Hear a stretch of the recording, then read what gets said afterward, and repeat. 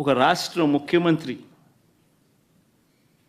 5 సంవత్సరాలు బ్రహ్మోత్సవాలలో తిరుమల తిరుపతి దేవస్థానానికి వస్త్రాలు సమర్పించిన నేను, ఇన్నిసార్లు తిరుమల తిరుపతి దేవస్థానానికి వెళ్ళిన నేను, ఈరోజు తిరుమల తిరుపతి దేవస్థానానికి నేను రాకూడదట, పోకూడదట.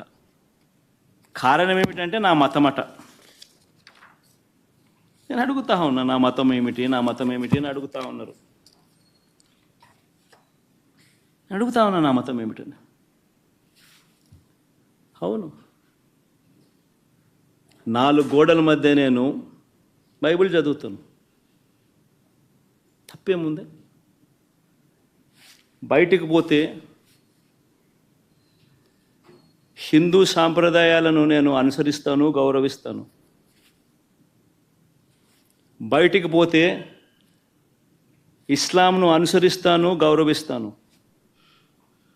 బయటికి పోతే సిక్కిజంను అనుసరిస్తాను, సిక్కిజంను నేను గౌరవిస్తాను. నా మతం ఏమిటని అడుగుతా ఉన్నారు. నా మతం మానవత్వం. డిక్లరేషన్లో రాసుకుంటానేమో రాసుకోండి.